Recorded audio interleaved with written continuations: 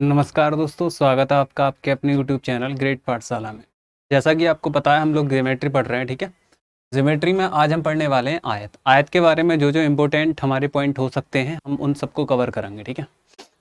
पहले तो हम समझ लेते हैं आयत होता क्या है। देखिए, आयत हमारा क्या होता है। जैसे दोस्तों हमने ये एक आकृति बनाई, ठीक है। आयत हम उस आकृति को कहते हैं जिसमें आमने सामने की भुजाएं बराबर हो। ये वाली भुजा इसके बराबर हो, ठीक है। ये वाली भुजा इसके बराबर हो और प्रत्येक कोण 90 डिग्री हो, ठीक है। ऐसी आकृति हमारी कहलाती है आयत। प्रत्येक कोण 90 डिग्री हो, ये वाला एंगल, ये वाला एंगल, ये वाला एंगल और ये वाला एंगल।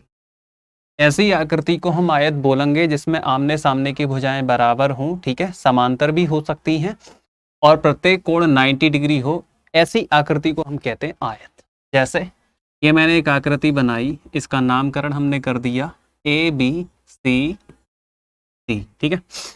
इसमें AB भुजा CD के बराबर है, BC भुजा AD के बराबर है, ठीक है। साथ ही साथ AB DC के समांतर है और AD BC के समांतर। A कोण, B कोण, C कोण और D कोण, ये सारे कोण 90 डिग्री है, तो हम कहेंगे ये आकृति जो है हमारी आयत है, ठीक है। तो आयत के बारे में आपको समझ में आ गया। ऐसी आकृति जिसमें आमने सामने की भुजाएं बराबर तथा समांतर हो और प्रत्येक कोण 90 डिग्री हो, ऐसी आकृति हमारी कहलाती है आयत। अब इसमें क्या क्या पॉइंट बन सकते हैं, ठीक है, उनको भी हमको जानना बहुत जरूरी है। जैसे दोस्तों मैंने क्या करा, A को C से मिला दिया और B को D से मिला दिया, ठीक है। तो ये कहलाते हैं हमारे विकर्ण। आयत में जो विकर्ण होते हैं बराबर होते हैं, ठीक है। ये विकर्ण पहला है, इसको मैंने D1 से बोल दिया और ये आपका दूसरा विकर्ण हो गया, इसको मैंने D2 से कह दिया। आयत में जो खींचे गए विकर्ण होते हैं हमेशा बराबर होते हैं, ठीक है। सभी चतुर्भुज में अलग अलग कंडीशन होती हैं, अभी हम आयत की बात कर रहे हैं। आयत में विकर्ण हमारे जो होते हैं बराबर होते हैं, ठीक है। तो पहला पॉइंट हम विकर्ण का ही डाल लेते हैं, विकर्ण यानी कि डायगोनल। अब बात ये आती है दोस्तों विकर्ण बराबर क्यों होते हैं, आइए थोड़ा सा इसको समझ लेते हैं। ये आयत की लंबाई है यानी कि लेंथ, और ये आयत की चौड़ाई है यानी कि ब्रेथ, ठीक है। ये भी आयत की लंबाई यानी कि लेंथ हो गई और ये आयत की चौड़ाई यानी कि ब्रेथ हो गई। तो अगर आप गौर से देखें ABC, ये ABC ट्राइंगल जो है ये हमारा समकोण त्रिभुज है, ठीक है। और समकोण त्रिभुज में क्या होता है, पाइथागोरस प्रमेय लग जाती है। तो अगर मुझे डायगोनल D1 का मान निकालना है तो मैं कैसे निकालूंगा, अंडर रूट के अंदर लंब का स्क्वायर प्लस आधार का स्क्वायर, यानी D1 का मान क्या हो जाएगा, L square plus B square.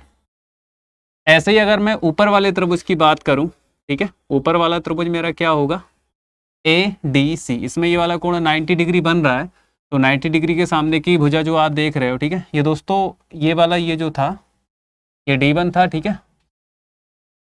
आकृति दोस्तों हमने थोड़ी सी गड़बड़ ले ली है। पहले हमने क्या करा, ये वाला त्रिभुज लिया, ये वाला, इसमें D1 का मान कैसे निकला, under root L square plus B square. अब हमने ये वाली आकृति ले ली, ये वाली, ठीक है। इसमें अगर हमें D2 का मान निकालना है, ये वाला जो आप देख रहे हो, तो हम कैसे निकालेंगे D2 का मान। D2 का मान निकालना है तो ये कर्ण है, कर्ण का मान कैसे निकलेगा, अंडर रूट लंब स्क्वायर यानी कि ये प्लस आधार स्क्वायर। तो D2 का मान भी हमारा कैसे निकलेगा, under root L square plus B square. दोनों कंडीशनों में आप देख सकते हैं D1 और D2 का मान बराबर आ रहा है। तो निष्कर्ष दोस्तों हमारा यहाँ से ये निकलता है, किसी भी आयत में जो हमारे डायगोनल होते हैं यानी कि विकर्ण, ये हमेशा बराबर होते हैं। ये पहली कंडीशन है दोस्तों, आपको याद रखनी है। अगर कभी भी हम आयत की बात करेंगे तो आयत में विकर्ण बराबर होते हैं। क्यों होते हैं, समकोण त्रिभुज की कंडीशन बनेगी, पाइथागोरस प्रमेय से कर्ण दोनों बार हमारा क्या आएगा, बराबर आएगा, ठीक है। चलिए अगले पॉइंट की तरफ चलते हैं दोस्तों। अगला पॉइंट हमारा क्या बन सकता है, देखते हैं। मान लीजिए दोस्तों हमारा ये एक आयत है, ठीक है। मान लीजिए दोस्तों ये हमारा एक आयत है, ठीक। अब हमने क्या करा, तो इससे मिला दिया, मतलब विकर्णों को आपस में मिला दिया, ठीक है।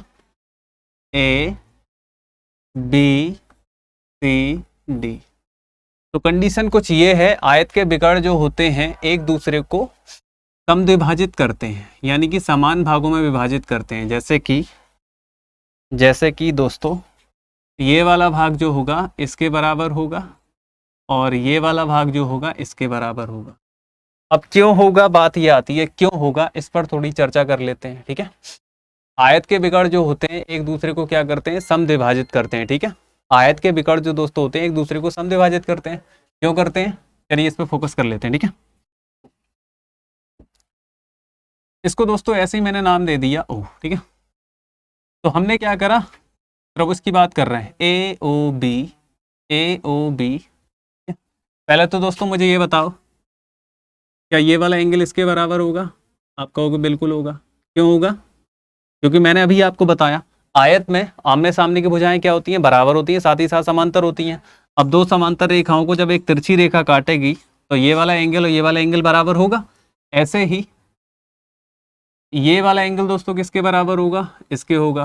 क्यों होगा? क्योंकि आयत में आमने सामने की भुजाएं, सॉरी, आयत में आमने सामने की भुजाएं समांतर होती हैं और साथ ही साथ क्या होती हैं, बराबर भी होती हैं। तो ये वाली भुजा इसके समांतर है, इसको तिरछी रेखा काट रही है, ये वाला एंगल इसके बराबर हो गया। और दोस्तों ये वाला एंगल जो होगा, ठीक है, ये किसके बराबर होगा, इसके बराबर होगा। क्यों होगा? क्योंकि ये शीर्षाभिमुख कोण है, शीर्षाभिमुख कोण आप ये सब कुछ दोस्तों हमने पढ़ रखा है, शीर्षाभिमुख कोण भी आपस में बराबर होते हैं। तो दोस्तों अगर मैं त्रिभुज ए ओ बी का ऊपर वाला त्रिभुज सी ओ डी, त्रिभुज सी ओ डी, ये हमारे कैसे हो गए, सर्वांग सम हो गए, ठीक है। ये दोनों त्रिभुज हमारे क्या हो गए, सर्वांग सम हो गए, ठीक है।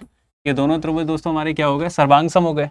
जब ये दोनों त्रिभुज सर्वांग सम हो गए तो इसका मतलब इनका प्रत्येक संगत भुजाएं जो होंगी बराबर होंगी। संगत भुजाएं बराबर होंगी तो इसका मतलब ये वाली भुजा किसके बराबर होगी, इसके, ये वाली भुजा किसके बराबर होगी, इसके, और ये वाली भुजा पहले से ही बराबर होती है। तो यहां से दोस्तों हमारा निष्कर्ष निकला, क्या निष्कर्ष निकला, ए ओ का मान किसके बराबर होगा, ओसी के, और ए ओ का मान ओसी के बराबर होगा, और बी ओ का मान किसके बराबर होगा, ओ डी के, ठीक है। या हम दूसरे शब्दों में कह सकते हैं आयत के विकर्ण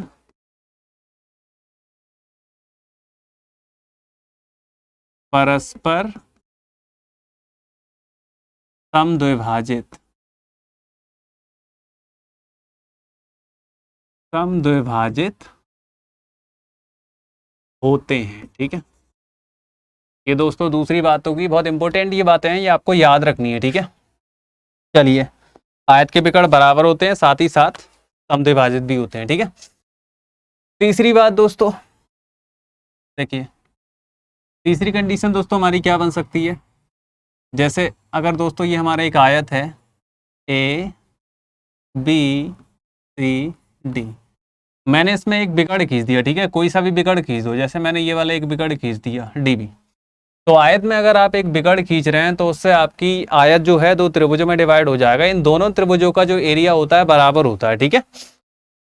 आयत में जब जैसे भी आप एक विकर्ण खींचेंगे तो उससे आपकी जो आयत है वो दो त्रिभुजों में डिवाइड हो जाएगा। दोनों ट्राइंगलों का जो एरिया होता है बराबर होता है। क्यों बराबर होता है? उसका रीजन ये है दोस्तों, एंगल ए किसके बराबर होगा, एंगल सी के, क्योंकि आयत में प्रत्येक कोण क्या होता है, 90 डिग्री होता है। उसके बाद में ये बी एंगल किसके बराबर हो जाएगा, डी के, क्योंकि ये एकांतर कोण है, एकांतर कोण बराबर होते हैं, एकांतर कोण दोस्तों बराबर होते हैं। अब इसके बाद में ऐसे ही ये वाला तीसरा वाला एंगल अपने आप से बराबर हो जाएगा, नहीं हो जाएगा तो फिर ये भी तो समांतर रेखाएं हैं, ये समांतर रेखाएं, इनको तिरछी रेखा काट रही है तो आमने सामने के कोण आपके क्या होंगे, बराबर होंगे, ठीक। आमने सामने के कोण नहीं दोस्तों, ये समांतर रेखा इनको तिरछी रेखा काट रही है तो ये भी कैसे कोण हुए, एकांतर कोण, ये भी आपस में बराबर होंगे, ठीक है। तो ये वाला एंगल दोस्तों किसके बराबर हो गया, इसके, और ये वाला इसके बराबर, ये तो 90 डिग्री है ही।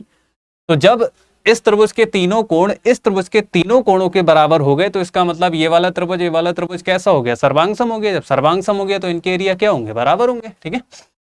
तो यहां दोस्तों क्या हुआ, त्रिभुज ए, नहीं, कैसे भी लिख लो दोस्तों, बी ए डी सर्वांग सम है किसके, त्रिभुज, अभी हमने बी लिया था, यानी कि डी सी बी के, ठीक है, डी सी।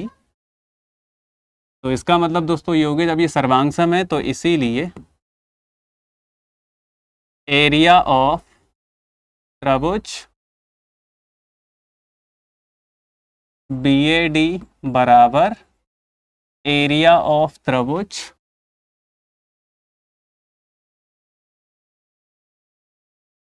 DCB। ठीक है, ये तीसरी बात दोस्तों आपको याद रखनी है। किस तरीके से याद रखनी है मैं आपको बता रहा हूं। किसी त्रिभुज में अगर आप किसी त्रिभुज में नहीं, किसी आयत में यदि आप एक बिकड़ खींचते हैं, ठीक है, तो बिकड़ से आकृति आपकी दो भागों में डिवाइड हो गई। ठीक है, तो जो दो भागों में डिवाइड होगी यानी दो त्रिभुज बनेंगे, उनके एरिया आपके हमेशा क्या होंगे, बराबर होंगे। ठीक है, ये आपको याद रखना है। क्यों बराबर होंगे, रीजन मैंने आपको समझा दिया, क्योंकि जो त्रिभुज बनते हैं दो, वो कैसे होते हैं, सर्वांगसम होते हैं, और सर्वांगसम त्रिभुज के एरिया क्या, उनकी सब चीज आपस में क्या होती है, बराबर होती है। चलिए अगला टॉपिक आपको याद रखना है दोस्तों। नेक्स्ट नोट्स हमारा ये बन सकता है कि जैसे आपके पास में एक आयत है, ठीक है, एक आपके पास आयत है, आपने क्या करा, दोनों बिगड़ों को मिला दिया। ठीक है, अब दोनों बिगड़ों को मिलाने से क्या हुआ, ये आकृति चार भागों में डिवाइड हो गई। ठीक है, एक भाग, दो भाग, तीन भाग, चार भाग। ठीक है, अगर हम इन चारों भागों का एरिया निकालने में इंटरेस्टेड हैं तो फिर क्या होगा, अगर आप आयत के दोनों बिगड़ खींच दें तो उससे हमारी आकृति जो है चार भागों में डिवाइड हो जाएगी। इन चारों भागों का एरिया आपका होता है बराबर। ठीक है, बराबर होता है, तो इसका मतलब अगर पूरा भाग आपका एक है तो ये कितना हो जाएगा, 1/4, ये कितना हो जाएगा, 1/4, ये कितना हो जाएगा, 1/4, ये कितना हो जाएगा, 1/4, यानी कि चारों के भाग बराबर बराबर हो जाएंगे, 1/4, 1/4, 1/4, 1/4। अब बात ये आती है दोस्तों कि आखिर ये 1/4 1/4 क्यों होंगे। तो देखो अभी मैंने आपको समझाया, अगर हम एक बिगड़ खींचेंगे तो ये वाला भाग आधा होगा, ये वाला भाग आधा होगा। ठीक है, अब आधा होगा। अब हमने अभी पीछे पढ़ा, जब हम आयत के बिगड़ों को खींचते हैं तो ये एक दूसरे को समद्विभाजित करते हैं, समद्विभाजित करते हैं, तो इसका मतलब ये हो गया, ये बीच वाला भाग होता है, ये वाला भाग, ये वाला भाग बराबर होता है, ये वाला भाग, ये वाला भाग बराबर होता है। तो जब यहां से लेके ये वाला भाग, ये वाला भाग बराबर है, तो इसका मतलब दोस्तों क्या हो गया, पहले मैं इसका नामकरण कर दूं, ABCD। ठीक है, इसको मैंने कह दिया O। AO जो है इस BD की क्या है, माध्यिका है। और माध्यिका के बारे में आपको मैंने बताया होगा जब पीछे पढ़ाया था, माध्यिका हमेशा त्रिभुज को दो बराबर क्षेत्रफल वाले भागों में क्या करती है, डिवाइड करती है। तो इसका मतलब ये पैसे कितना था, आधा भाग था। जैसे ही आपने माध्यिका खींची तो आधे का आधा कितना होता है, ये आधा है, और इसका आपको आधा करना है, तो हाफ का हाफ करोगे कितना हो जाएगा, 1/4, यानी कि ये 1/4 हो गया, ये 1/4 हो गया। ऐसे इधर CO आपने क्या कर दी, इस त्रिभुज की क्या खींच दी, माध्यिका। माध्यिका का काम क्या होता है, तो बराबर क्षेत्रफल वाले भागों में त्रिभुज को बांट देना।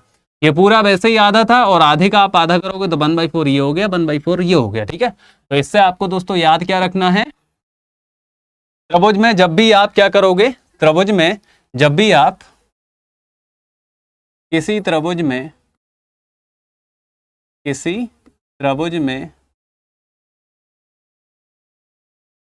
दोनों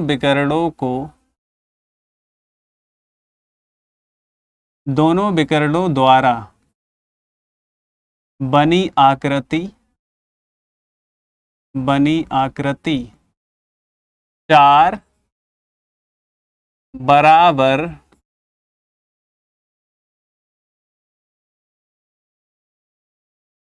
क्षेत्रफल, चार बराबर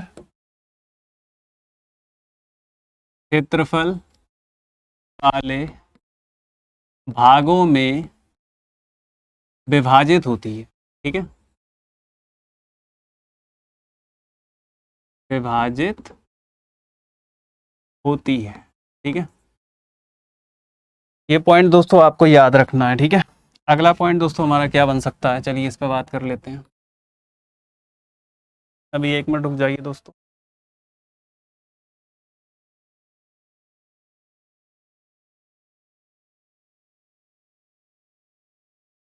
देखिए दोस्तों अगला पॉइंट हमारा क्या बन सकता है,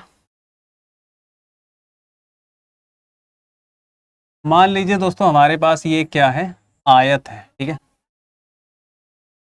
ABC, मान लीजिए दोस्तों हमारे पास एक क्या है, आयत है। ठीक है, अब आयत के अंदर कोई एक बिंदु है। ठीक है, मान लीजिए आयत के अंदर आपने यहाँ कहीं भी आप यहाँ मान सकते हैं, जहाँ आपकी मर्जी हो वहाँ मान लो। आपने आयत के अंदर एक बिंदु मान लिया, तो आपने क्या करा, इसको दोबारा से मिला दे रहे हैं दोस्तों इसको। आपने क्या करा, इसको इस तरीके से मिला दिया और इसको भी इस तरीके से मिला दिया। ऐसे ही आपने इसको इस तरीके से, इस बिंदु, ये गड़बड़ जा रहा है, आपने इसे इस तरीके से बिंदु सी से मिलाया और इस तरीके से आपने इसको क्या करा, बी से मिला दिया। ठीक है, ये वाला बिंदु दोस्तों हमारा क्या है, ओ है। तो अगर आप गौर करें, ये भी हमारा जो आकृति जो थी हमारी 4 भागों में डिवाइड हो गई। ठीक है, तो मैं इनके एरियाओं को क्या कर रहा हूं, A1, A2, A3 और A4 से लिखते रहा हूं। ठीक है, अब मुझे क्या करना है, एरियाओं के मान निकालने हैं। ठीक है दोस्तों, मुझे क्या करना है, इन एरियाओं के मान निकालने हैं। तो इन एरियाओं के मुझे अगर मान निकालने हैं तो मैं कैसे निकालूंगा, इसके लिए मैंने क्या करा दोस्तों, देखो ये A3 है और ये A4 है। मैंने क्या करा दोस्तों, ऐसे ही ये लंब डाल दिया। ठीक है, और ऐसे ही इस भुजा पे लंब डाल दिया इस तरीके से, यहाँ भी और ये आगे तक, ये परपेंडिकुलर डाल दिया मैंने इस तरीके से, ये वाला और ये वाला। ठीक है, अब दोस्तों मैं क्या करना चाह रहा हूँ, ये आप त्रिभुज देख रहे हो, ये वाला जो आप त्रिभुज देख रहे हो, ये वाला, अगर मुझे इतने का एरिया निकालना है इस वाले त्रिभुज का, तो मैं कैसे निकालूंगा, area of, white pen use कर लेते हैं, एरिया ऑफ त्रिभुज क्या, COD। कैसे निकलेगा, 1/2 बेस इंटू हाइट। बेस कितनी है, CD है, और हाइट इसकी कितनी है। ठीक है, इसको कोई नाम दे सकते हो दोस्तों, आपने इसको बोल दिया H1 और ऐसे इसको बोल दिया H2। ठीक है,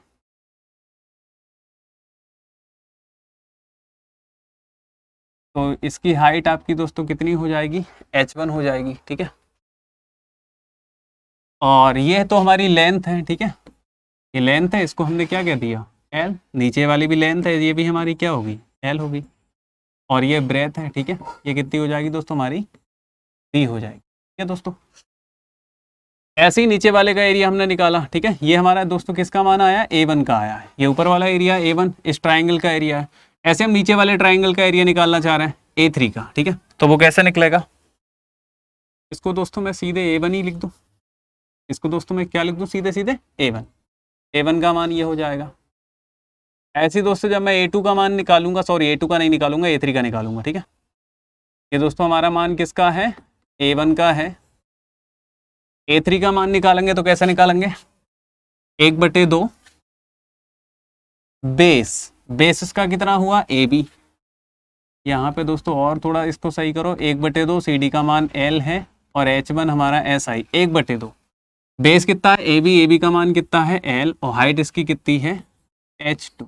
ठीक है, जरा दोस्तों A1 प्लस A3 निकालो तो देखते हैं जरा क्या आता है। हाफ तो दोनों में से कॉमन आएगा, L भी दोनों में से कॉमन आएगा, तो बचेगा कितना, H1 प्लस H2।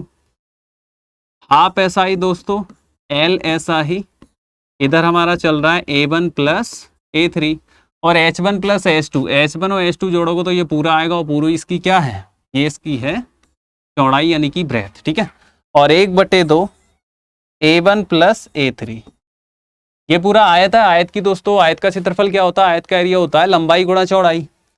तो लंबाई गुणा चौड़ाई तो फॉर्मूला किसका होता है, आयत का, और आधा लंबाई गुणा चौड़ाई किसका हो जाएगा, आधे आयत का हो जाएगा। और दोस्तों ये वाला भाग A1 और A3 जो है ये आधा ही तो है।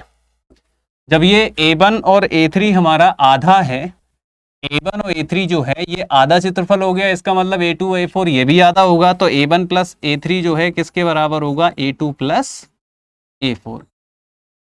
बहुत इंपॉर्टेंट परिणाम है दोस्तों, ये आपको याद रखना। ठीक है, बहुत काम का है। याद कैसे रखेंगे, किसी आयत में आपने क्या करा, एक अंदर कोई बिंदु ले लिया और उस बिंदु को चारों शीर्षों से मिला दिया। ठीक है, चारों शीर्षों से मिलाने के बाद में आकृति जो है 4 भागों में डिवाइड हुई। तो आमने सामने के जो भाग हैं उनके एरियाओं का क्षेत्रफल होता है इन दो आमने सामने के भागों के एरियाओं के क्षेत्रफल के क्या होता है, बराबर होता है। याद रखना दोस्तों, बहुत इंपॉर्टेंट पार्ट है इसका, ठीक है। चलिए नेक्स्ट पार्ट की तरफ चलते हैं। ये जितने भी हमने पढ़े हैं, ठीक है, सबकी पीडीएफ आपको मिल जाएगी, टेंशन लेने की जरूरत है नहीं। अगला टॉपिक दोस्तों हमारा यहाँ पे क्या बन सकता है, उस पर बात कर लेते हैं। देखिए बहुत इंपॉर्टेंट है।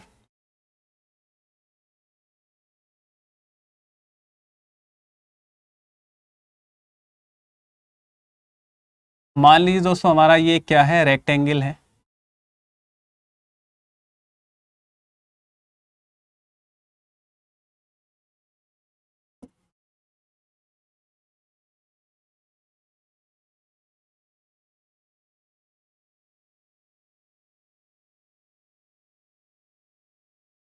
दोबारा से बना लेते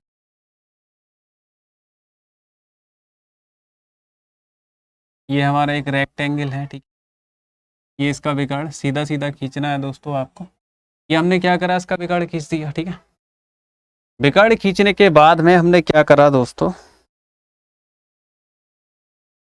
चलिए विकर्ण नहीं खींचते हैं। देखिए दोस्तों ध्यान से देखना है आपको। पिछले वाली आकृति पे मैं आपको एक कॉन्सेप्ट सिखाना चाह रहा हूँ। ये आपने क्या करा, एक बिंदु ले लिया, ठीक है। आपने पहले वाले शीर्ष को इससे मिलाया, दूसरे वाले शीर्ष को इससे मिलाया, इस बिंदु को तीसरे वाले शीर्ष से मिला दिया और इस वाले बिंदु को चौथे वाले शीर्ष से मिला, ठीक है। नाम इसको दे सकते हैं आप ए बी सी डी, ठीक है। और ये हो गया ओ। तो आयत में आपको ये एक चीज याद रखनी है, ठीक है, बहुत इंपॉर्टेंट है। याद आपको क्या रखना है दोस्तों, देखिए ओ ए का स्क्वायर प्लस ओ सी का स्क्वायर बराबर होता है O B square plus O D square, ठीक है। ये वाला भाग इन दोनों के वर्गों का योगफल जो होता है, इस वाले भाग और इस वाले भाग के वर्गों के योगफल के बराबर होता है, ठीक है। मन में आपके आया होगा कि आखिर ऐसा क्यों होता है, ठीक है। ये भी दोस्तों हमारे बहुत काम का है। कभी कभी ऐसी आकृति दे देता है, ठीक है, और हमें तीन भाग का मान पता होता है, चौथे वाले भाग का मान पूछ लेता है, तो हम क्या कर सकते हैं, डायरेक्ट लगा सकते हैं, ठीक है। अब ये कैसे होता है, आइए दोस्तों इसको समझ लेते हैं। हमने क्या करा, इस तरीके से इस पर लंब डाल दिया। ये हमने क्या करा, इस पर लंब डाल दिया, ठीक है। इसको भी दोस्तों आप क्या करेंगे, कोई नाम दे देंगे। जैसे इसको नाम दे दिया आपने पी, ठीक है। ऐसे ही आपने इस तरीके से ऊपर भी लंब डाल दिया, इसको नाम दे दिया क्यू। बिल्कुल पिछले वाले क्वेश्चन की तरह आकृति बन गई। एक आपने यहाँ लंब डाल दिया, इसको नाम दे दिया आपने आर, और ऐसे ही इसको भी आपने आगे तक बढ़ा दिया, ठीक है। लंब डाला दोस्तों ये, ठीक है, इसको नाम दे दिया हमने एस, ठीक है। अब ये कैसे आया है, चलो दोस्तों इसको समझ लेते हैं जरा हम लोग, ठीक है। हमने क्या करा, त्रिभुज ये वाला ले लिया जिसमें ओ ए आ रहा होगा, ओ पी ए, त्रिभुज ओ पी ए में अगर आप पाइथागोरस प्रमेय लगाएं तो ओ ए स्क्वायर का मान कैसे निकलेगा, O P square plus A P square, ठीक है। उसके बाद में ये वाला त्रिभुज ले लिया, त्रिभुज ओ पी बी में, त्रिभुज ओ पी बी में देख लो दोस्तों, सही दिख रहा है, दिख तो सही रहा है। ओ पी बी में अगर मुझे ओ बी स्क्वायर का मान निकालना है पाइथागोरस प्रमेय से, तो कैसे निकालेंगे, कर्ण का स्क्वायर बराबर लंब का स्क्वायर प्लस आधार का स्क्वायर, यानी कि O P square plus P B square, ठीक है। ऐसे ही दोस्तों हमने क्या करा, ये वाला त्रिभुज ले लिया, ठीक है, ये वाला त्रिभुज ले लिया, या ऊपर वाला कोई सा ले लो, ठीक है, ऊपर वाला त्रिभुज ले लो, त्रिभुज ओ क्यू सी में, ओ क्यू सी में पाइथागोरस लगाओगे तो कर्ण का स्क्वायर क्यू के सामने का कर्ण क्या होगा, ओ सी स्क्वायर, कैसे निकलेगा, लंब स्क्वायर, लंब कोई सा भी ले लो, ठीक है, ये ओ क्यू स्क्वायर प्लस आधार स्क्वायर, आधार कितना हो जाएगा, क्यू सी स्क्वायर। ऐसे ही दोस्तों आपने क्या करा, ये वाला त्रिभुज ले लिया, ठीक है, ये वाला कोई सा भी ले लो या ये वाला ले लो, कोई सा ले लो, त्रिभुज ये वाला ले लिया ओ क्यू डी में, त्रिभुज ओ क्यू डी में पाइथागोरस लगाओगे तो 90 सामने कर हो गया OD स्क्वायर। OD स्क्वायर का मान निकालोगे तो कैसे निकलेगा? OD स्क्वायर का मान निकलेगा दोस्तों OQ square plus QD square. Proof आपको क्या करना है? OA square plus OC square. तो ये समीकरण 1 2 3 और ये 4, ठीक है। आपको क्या करना है? एक में 3 जोड़ना है क्योंकि OA square plus OC square, ठीक है। तो आप क्या करेंगे? एक में समीकरण 3 जोड़ेंगे तो क्या आएगा? OA square plus OC square. जोड़ते हैं जरा। LHS में LHS जोड़ दी, RHS में RHS जोड़ो। OP square plus AP square, ठीक है, plus OQ square plus QC square, ठीक है। और दो में आप क्या करो? 4 जोड़ो। 2 में 4 जोड़ोगे तो क्या आएगा? OB square plus OD square, OB square plus OC square बराबर RHS में RHS OP square plus PB square, OP square plus PB square plus OQ square plus QD square. अब देखो दोस्तों, OP स्क्वायर इसमें आ रहा है, OP स्क्वायर इसमें आ रहा है, OQ स्क्वायर इसमें आ रहा है, OQ स्क्वायर इसमें आ रहा है, ठीक है। अब दोस्तों आपको ध्यान से देखना है, ठीक है। क्या AP का मान QD के बराबर होगा? AP का मान किसके बराबर होगा? QD के बराबर होगा, ठीक है। तो इस AP स्क्वायर की जगह आप QD स्क्वायर रख सकते हैं या QD स्क्वायर की जगह AP स्क्वायर रख सकते हैं। तो इस लाइन को आप थोड़ा सा आगे बढ़ा दें। OB square plus OD square, ऐसा ही पहले हमने OP स्क्वायर लिख लिया, उसके बाद में OQ स्क्वायर लिख लिया, ठीक है। फिर इस AP स्क्वायर की जगह QD का स्क्वायर आप लिख सकते हैं, ठीक है, या QD स्क्वायर की जगह AP का स्क्वायर लिख सकते हैं। तो इस QD स्क्वायर की जगह आपने क्या करा? आगे सॉरी, ये वाला, ये QD स्क्वायर की जगह आपने क्या करा? AP का स्क्वायर लिख लिया। और PB के स्क्वायर की जगह, ठीक है, ये PB आप देख रहे हैं, PB का स्क्वायर किसके बराबर है? QC स्क्वायर के बराबर है। तो PB स्क्वायर की जगह आपने क्या करा? QC का स्क्वायर रख लिया, क्योंकि देखो PB और QC आपने लंब डाला ना, तो ये आयत ही तो बन गया। आयत के आमने सामने की भुजाएं बराबर होती हैं। अब देखो ये वाला मान दोस्तों और ये वाला मान, ये दोनों मान बराबर हैं, तो इसका मतलब OA square plus OC square बराबर किसके होता है? OB square plus OD square के। बहुत इंपॉर्टेंट परिणाम है दोस्तों, आपको याद रखना है, ठीक है। आपको दिख रहा होगा, ठीक है दोस्तों, बहुत इंपॉर्टेंट परिणाम है, इसका हमें आयत में यूज करना होता है, ठीक है। तो ये आपको समझ में आया होगा। चलिए अगले पॉइंट की तरफ चलते हैं हम लोग। पेन का कलर चेंज कर लेते हैं। और क्या क्या परिणाम बन सकते हैं दोस्तों, हम इनको देख लेते हैं। और दोस्तों क्या क्या बन सकते हैं, देखिए।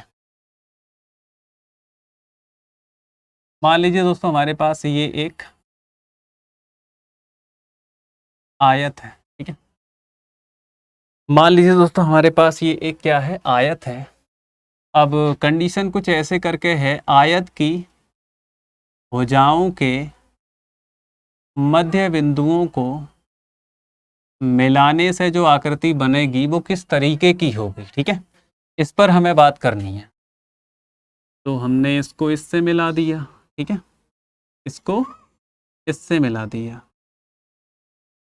इसको इससे मिला दिया दोस्तों, इसको इससे मिला दिया। इस तरीके से हमने दोस्तों क्या करा? इनको मिला दिया।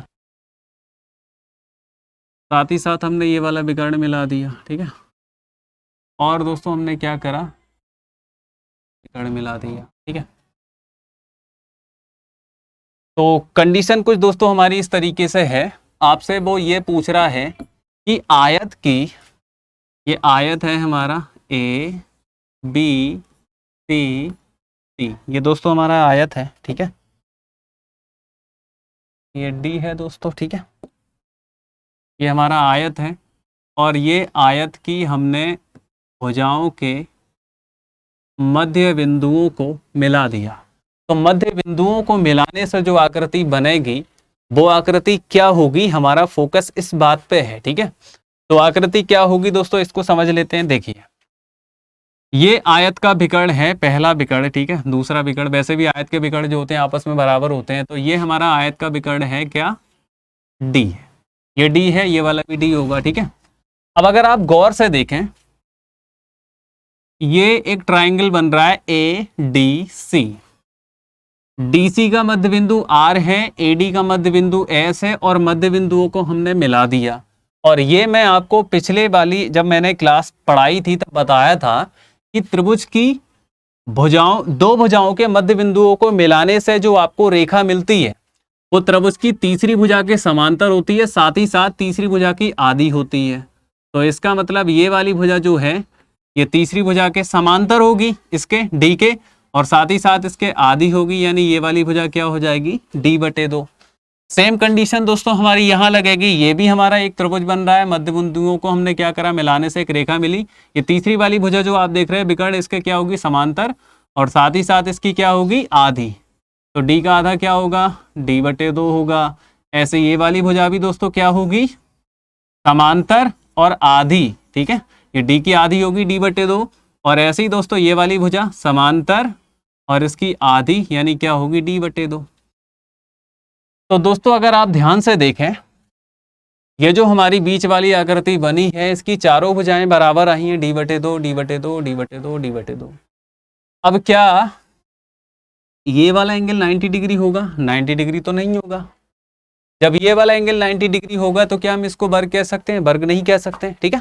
तो इसका मतलब बीच में बनी आकृति क्या होती है, बीच में बनी आकृति हमारी होती है, बीच में, ठीक है, लिख देता हूं दोस्तों, मैं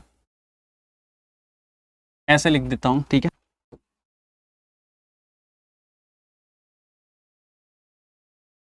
आयत की भुजाओं के मध्य बिंदुओं को मिलाने से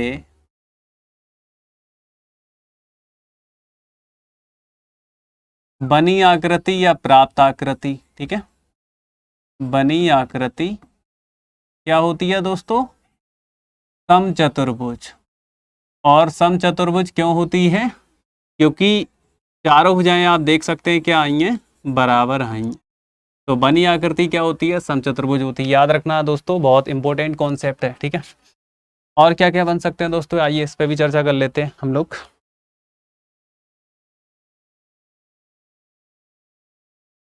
देखिए और क्या क्या हो सकता है।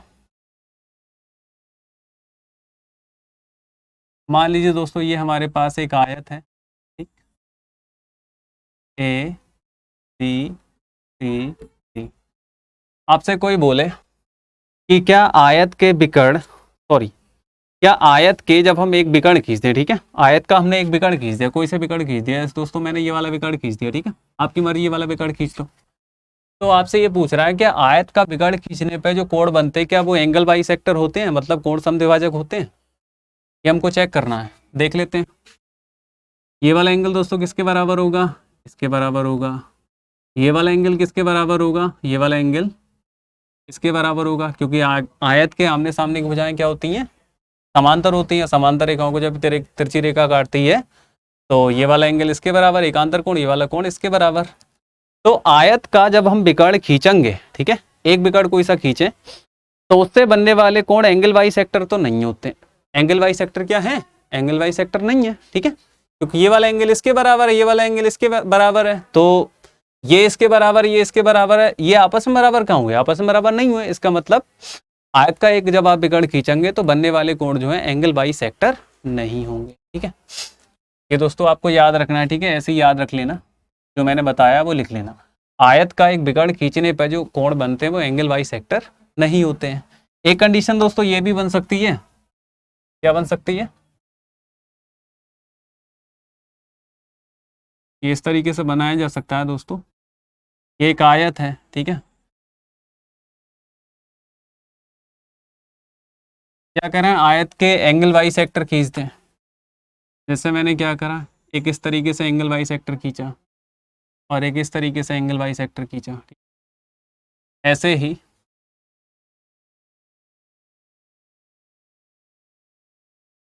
दोबारा से बना लेते हैं दोस्तों। ये एक आयत है, ठीक है, ये इस तरीके से हमने इसका एंगल बाइसेक्टर खींचा और एक इस तरीके से इसका एंगल बाइसेक्टर खींचा। ऐसे दोस्तों आपने क्या करा, इस तरीके से इसका एंगल बाइसेक्टर खींच दिया और इस तरीके से इसका एंगल बाइसेक्टर खींच, यानी ये वाले कोण, ये वाले कोण, ठीक है। ऐसे ही ये वाले कोण और ये वाले कोण, ये सब एंगल बाइसेक्टर है, ठीक है। तो ये एंगल बाइसेक्टर है दोस्तों, ठीक है। तो ये जो आकृति बनी है, ये वाली आकृति, ये आकृति, ये पूछना चाह रहा है कि ये वाली आकृति क्या होगी, वर्ग होगी, समचतुर्भुज होगी, क्या होगी, इस पे हमारा फोकस है, ठीक है। तो चलिए दोस्तों इसको भी समझ लेते हैं थोड़ा सा। ये क्या होगा, देखो अब आपने ये सबके एंगल बाइसेक्टर खींच दिए तो इसका मतलब ये 45 होगा, ये 45 होगा दोस्तों, ठीक है। ये दोनों 45 होंगे। एक मिनट दोस्तों,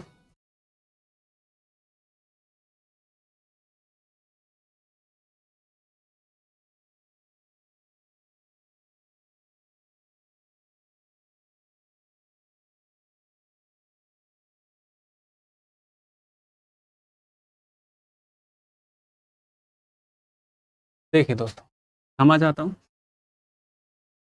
ये 45 होगा, एंगल बाइसेक्टर खींचा है क्योंकि सब तो 90 होते हैं, तो ये भी 45, ये भी 45। ऐसे दोस्तों ये वाला एंगल 45 होगा, ये वाला भी 45 होगा, ऐसे ये वाला भी 45 होगा और ये वाला भी 45 होगा। लिखने की जरूरत नहीं है, ये 45, ये 45, 90, इसका मतलब ये वाला भी 90 होगा। ये 45, ये 45, 90, इसका मतलब ये वाला भी क्या होगा, 90 होगा। आमने सामने के कोण तो 90 हो गए, ठीक है। अब इसके बाद में दोस्तों ये 45, ये 45, इसका मतलब ये 90, जब ये 90 है तो ये वाला भी क्या होगा, 90 होगा, तो ये भी 90 आ गया। 45, 45, 90, ये 90, तो ये भी क्या होगा, 90, क्योंकि शीर्षा भी में कोण है।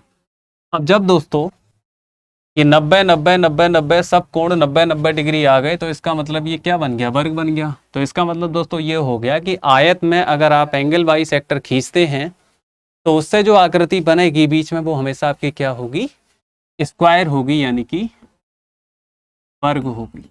दोस्तों आपको याद रखना है, ठीक है।